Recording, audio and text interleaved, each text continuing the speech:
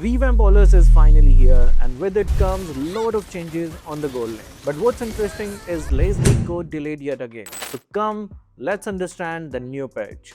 Hi guys, Kazuki here, and in this video we are going to check on the latest patch on the original server. Now before we start, we have already completed our phase 1 of the giveaway. To all the winners, please be patient as it might take time to verify.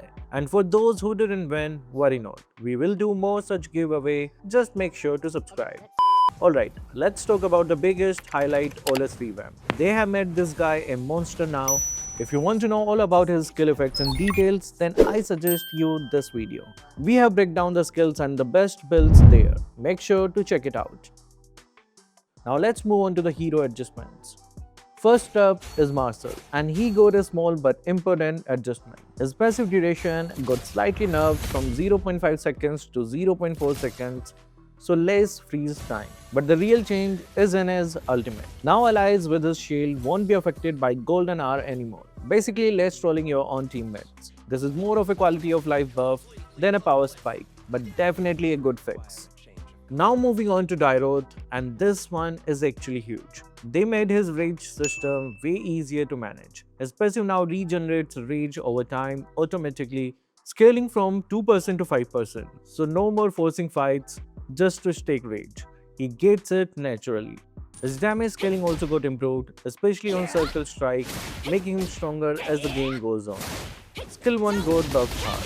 Higher base damage and cooldown now scales from 6 to 4 seconds, meaning stronger poke and better lane control. Skill 2 cooldown is now fixed at 6 seconds, making it more consistent. Overall, Dairoth now has a smoother power curve and stronger lane. He's not just a burst fighter anymore, he's more reliable throughout the game. And then there is Harith. This one is interesting because they are slowly pushing him into the jungle role. His base stats got adjusted, slightly lower base durability but better scaling. Skill 1 now deals extra damage to creeps up to 1500 bonus damage. Yeah, that's a clear jungle signal. Skill 2 enhanced basic attack got stronger with higher magic skill. And his ultimate slow got changed into a consistent 40% slow instead of burst slow. So instead of quick slows, he now control fights more steadily. Overall, Harith keeps his early mid strength, but now clears jungle faster and scales better. Don't be surprised if you start seeing jungle Harith more often.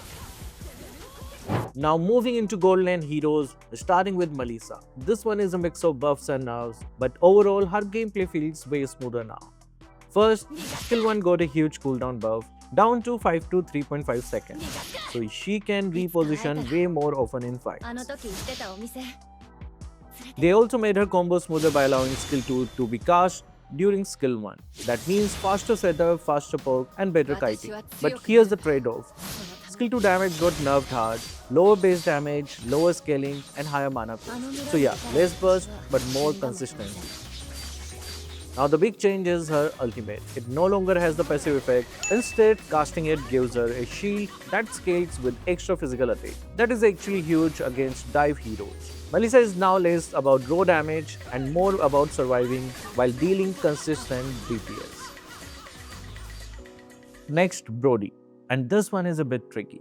They say it's enough, but it's more like a power shift. His movement speed and base durability got reduced, so he is easier to punish. But his physical attack growth got buffed, meaning he scales better into the lane. Skill 1 also got reworked. It no longer takes extra damage on hit, but now benefits more from his passive state. So it's simpler but still strong if you select properly. And his ultimate, lower base damage early but much stronger scaling with enemy lost HP. That means his burst is more consistent, especially against low HP targets. So overall, Brody is weaker mid-game but stronger early and late. Now let's talk about Beatrix. First thing, you will feel this immediately. Her movement speed got nerfed from 257 to 245. So yeah, she is no longer zooming around like before.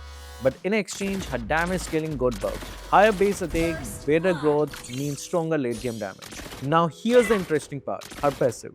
She now converts lifesteal into spellbound. Basically all her abilities can heal more depending on her lifesteal. And her Wesker ultimate now has 100% spellbound ratio.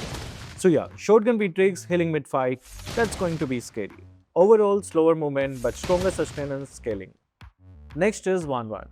She got small buffs, but they matter a lot for early game. Her skill 1 damage got massively increased, higher base damage means better poke and easier weakness activation.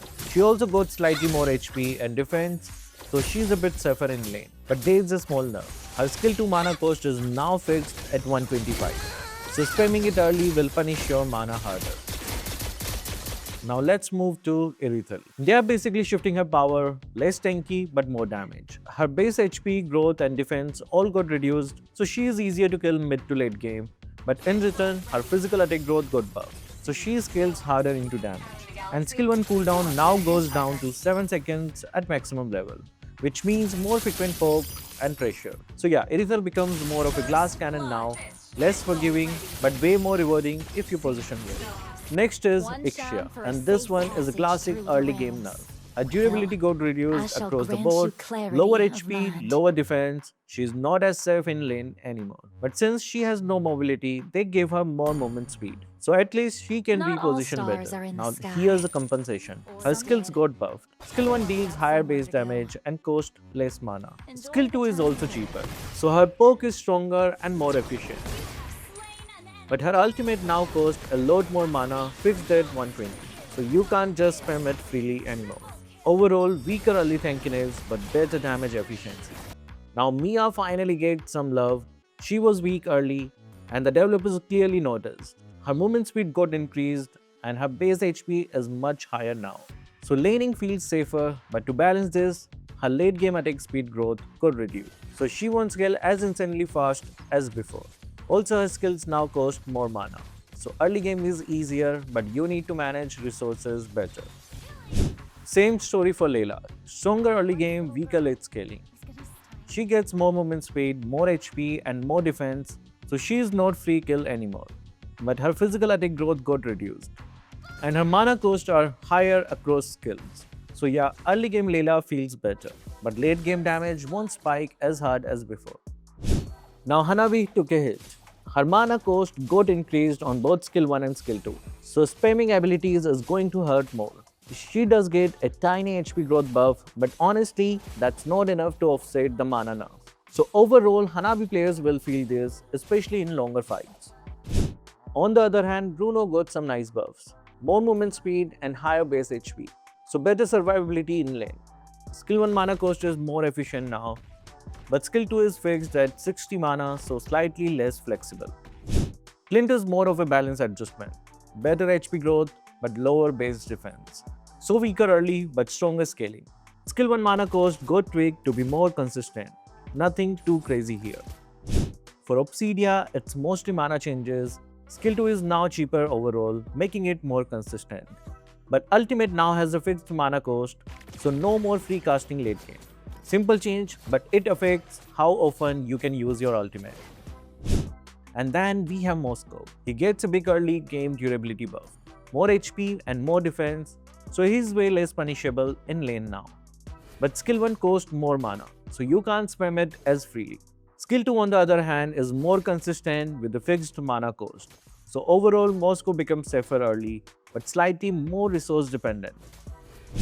Next is Carry. She gets a bit more early survivability with higher base HP, but in exchange, her mana cost goes up, especially her ultimate, which now costs up to 150. So yeah, she's a tankier early, but you can't spam abilities as freely anymore. Now Claude, and this one hits his playstyle hard. First, the free skill spam is gone. Skill 1, skill 2 and even his ultimate now all cost mana. So yeah, no more infinite poking and free engages. His ultimate damage also got reduced slightly in early to mid game. But to compensate, he is tankier early with more HP and defense. So he survives better but deals less burst and needs proper mana management. Next, Nathan. Simple nerf, lower durability overall. Less HP, less defense, and his ultimate now has a fixed mana cost. So again, another marksman that can't spam abilities late game for free. Leslie is a small adjustment. Slightly lower HP, but a bit more defense. Nothing too crazy, just minor state balancing. Purple and Koopa adjust. For Purple and Koopa, it's mostly tuning. Lower base durability, so easier to punish early. But skill 2 is now cheaper, so better utility uptime. And Ultimate has a fixed mana cost. So overall weaker states, but smoother skill usage. Now this one is actually huge. Terizla. They completely removed his mana. Yeah, no mana at all. Which means you can spam skills freely without worrying about running out. No more full HP but no mana movements. This makes his gameplay way smoother and more consistent in fights. Big quality of life buff. Next, Sora. He was too strong after level 4, so they toned him down. His damage on his main ability got reduced, both bases and HP scaling, and his ultimate cooldown got increased significantly. So less burst, less frequent ultimates, still strong but not as oppressive. For CC, this is more of a fix. They adjusted her skill 1 damage slightly and fixed a bug where it was dealing more damage than intended during her ultimate. So yeah, less of a buff, more of a correction. And finally Ben. This one is purely visual. His skill Ale has been renamed to Sea Ink with updated effects. No gameplay change, just cleaner visuals to match his theme. Alright, let's move on to the battlefield adjustments. First up, lane roles got reshuffled for a few heroes. Blue and Badang are now prioritized as roamer first, then EXP lane. So yeah, expect to see more in the roaming role instead of just sitting in EXP. And Harith, this is the big one. It shifts from gold mid into gold lane and jungling. Combine that with his early buffs and yeah, jungle Harith is basically confirmed now. Now let's talk about Stalium's side. They reduced its damage and slow effects, but massively lowered the cooldown from 5 seconds to just 1.5 seconds. So instead of big burst, you now get more frequent probes. Damage is lower, slow is weaker, but way more consistent. Also, the build path is optimized, making it easier to get cooldown reduction early. This is clearly aimed at heroes like Harith to spike faster. Next, Dominance Eyes, and this is a straight buff. Both its passive effect now have a bigger range, from 3.5 to 5. That means anti-heal and attack speed reduction now affect more enemies in fights. So yeah, this item just become way more impactful in team fights. Tank players are eating good this patch. For War X, no gameplay change, just a visual update. New icon, redesigned look, basically all as whites. Nothing gameplay wise, but it does look cleaner. And finally, Marksman emblem. Adaptive penetration got doubled from 5% to 10%. That's a big damage boost, especially early to mid game. So even though Marksman got nerfed in durability and mana, their damage potential is still very much alive. As for other adjustments, there have been many visual changes. I suggest you watch this video. So there you have it, the patch notes on the original server. Lot of changes focused on the gold lane, and yeah, this might just shift the entire meta in that direction.